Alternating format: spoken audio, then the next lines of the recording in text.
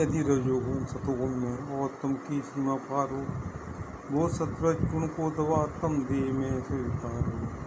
यद विवेक में चेतना हर इंद्रिय की शक्ति, पास जान लो सत्गुण में ही मन की वृत्ति।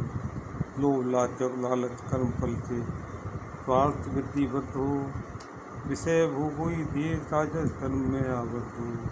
किंतु निद्रा लक्ष्य में मन में सदा अवसाद हो, तब तमोगुण का ही से सारी देह पर साम्राज्य हो। सत्गुण में मृत्यु या स्वर्ग आदि का आनंद हो, रजोगुण में आसक्त फिर से देह का उत्पन्न हो। पर तमोगुण में ही जीवन मृत्यु पाता जीव हो, अतमलिन पशुओं से का जन्मत भयभीत हो। सतोगुण ज्ञान और वैराग का भंडार है, दुख रजो और तम में अज्ञान का अंबार है। वे सभी गुण धर्म करते स्वयं के निर्वाह हैं, और मेरा रूप इन सब में परे वे भाव है। वह शरीर रूप में गुण धर्म करते विघ्न है, ज्ञान कर यह ज्ञान पाता जीव परमानंद है। जन्म यौवन राज्य का उसका न कोई दुख है, उन सभी को विजय पाकर जीव है उन्मुक्त है। सारा जीवन गुणों में देखकर यों अधीन है, एन केन विद जीव फिर क्यों कर रहा स्वाधीन। पांडुपुत्र इन गुणों में जिसकी वही प्रवृत्ति है, राग देश से रहित तो पाता जीव निवृत्ति है। खुद में एक ही भाव वो साक्षी है जो इस प्रवृत्ति का, और न विचलित कभी अधिकारी है वह निवृत्ति का। लोष्ट मणि कांचन सुख दुख में समस्वस्थ हो, माया प्रिय समतुल्य निंदा विस्तृत में आश्वस्त हो। मित्र हो वैरी हो किंबा मान हो अपमान हो, त्रिगुण से ही व्रत करता अपन का ना विद्वान हो। यों सभी से व्रतवश मुझ में ही भक्ति हो, फिर कहा अर्जुन ना क्यों जीव से संयोग हो। एकम नित्यम शाश्वतम अविनाशी परब्रह्म, सदा एक रस अमृत में मैं आनंद अखंड। इस प्रकार 14वां अध्याय समाप्त होता है। अब मैं आज जो पढ़ी हुई ये कहानी सुनाता हूँ। एक बहुत गरीब व्यक्ति भिक्षा मांग रहा था, भूखा था बहुत दिनों से। लोग आते थे थोड़े से उसके दान पात्र में, उसके भिक्षा पात्र में कोई कोई कुछ दे जाता था। एक लड़की आई, उसने कुछ ज़्यादा रुपये दिए। उसने लड़की से पूछा इतने सारे रुपये कौन दे रही हो। तो लड़की ने कहा मुझे तुम्हारी बदया आई है इसलिए मैं दे रही हूँ, तुम्हें आज यहाँ पे सड़क पे सोना नहीं पड़ेगा और तुम अच्छा भोजन करके करोगे। उसने जाते आते लड़की से उसका नाम पूछा। लड़की ने मेरा को बताया तो उसका नाम सरा है। उसने कहा जो अच्छा करते हैं उनके साथ अच्छा ही होता है। उस दिन जब अपना भिक्षा पात देखा तो उसमें एक अंगूठी थी। मन में उसके भी आया कि उसको वापस कर दूँ। मैं आस पास ढूंढता रहा सरे को कहाँ मिलेगी, सभी ऑफिसों में गया लेकिन नहीं मिली। तो वही दुकान के सामने गुजर रहा था, सोने की दुकान थी, सोने चांदी की दुकान थी।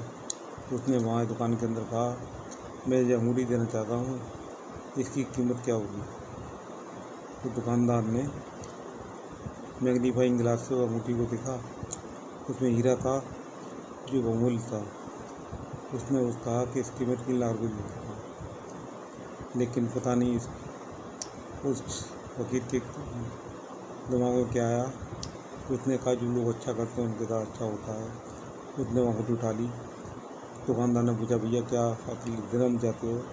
उसने कहा मुझे अब बेचनी नहीं है और मैं जा रहा हूँ और मैंने आप लोगों को परेशान किया, इसके लिए मैं तुमसे क्षमा मांगता हूँ।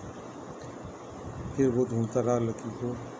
एक ऑफिस में अचानक गया, उसने पूछा यहाँ सारा नाम की लड़की यहाँ होती है। तो उसने कहा हाँ, और उसने सरा को आवाज़ लगाई, सरा नाम की लड़की निकल गई। उस भिखारी ने उसे अंगूठी दी तो वो कह रही मैं तो बहुत देर से बहुत जगह ढूंढ ली थी, लेकिन तुम्हारे पास क्या चाहिए। तो उस भिखारी का हो सकता है जब तुम मुझे पैसे डाल दी थी उस समय उंगली से रख के उंगली से मेरे बीचा बात में आ गई है। तो उस लड़की ने कहा, जो उस भिखारी ने कहा कि मैं तुम्हारी कृपा का कैसे मूल चुकाऊँगी। उतने भिखारी ने कहा, जो अच्छा करते हैं उनके साथ अच्छा ही होता है। ऐसे ही छोटी छोटी कहानियाँ हैं। मैं एक दिन सब्ज़ी लेने गया, सब्ज़ी वाले को कुछ सब्ज़ी ली मैंने 60 रुपये की, 50-60 रुपये की सब्ज़ी ली और 100 रुपये का नोट दिया। तो सब्ज़ी वाले ने 440 रुपये मेरे को वापस कर दिया। मैंने उस सब्ज़ी वाले से कहा कि 440 का बात हुई कर, देखो सही। तो उसने गले में देखा कि 500 का तो कोई नोट था ही नहीं। तो उसने कहा, भैया ऐसा गलती हो गई, और उसने 400 रुपये वापस किए। तब उसके जो 400 रुपये उसको वापस दिए गए तो उसके चेहरे में प्रसन्नता थी, जो आनंद का अनुभव उस पैसे वापस करने में होता है और कहीं नहीं था। तो ऐसी ही बहुत सारी घटना मेरे जीवन में घटी। मुझे लग रहा है किसी को कुछ देने में ही आनंद है, हम जो है वो ही दे सकते हैं। मेरे पास घड़ा है तो घड़ा ही दूँगा, गालियाँ तो गालियाँ ही दूँगा, प्रेम है तो प्रेम ही दूँगा। जो दूँगा वही मिलेगा। ये खूब पॉइंट है संसार। आज के लिए इतना ही, और आज की बात खत्म करने से पहले हमारी नाम का संगीत करते हैं। गोविंद बोलो हरि गोपाल बोलो, राधा रमण हरि गोपाल बोलो। गोविंद बोलो गोपाल बोलो, राधा रमण हरि गोपाल बोलो। आज की इतना ही। मेरी बातों का आपने सुना, इसके लिए अनुग्रहित हूँ। अंत में आपके अंदर बैठे हुए अंतरूपी परमात्मा को प्रणाम करता हूँ। मेरे प्रणाम स्वीकार करें।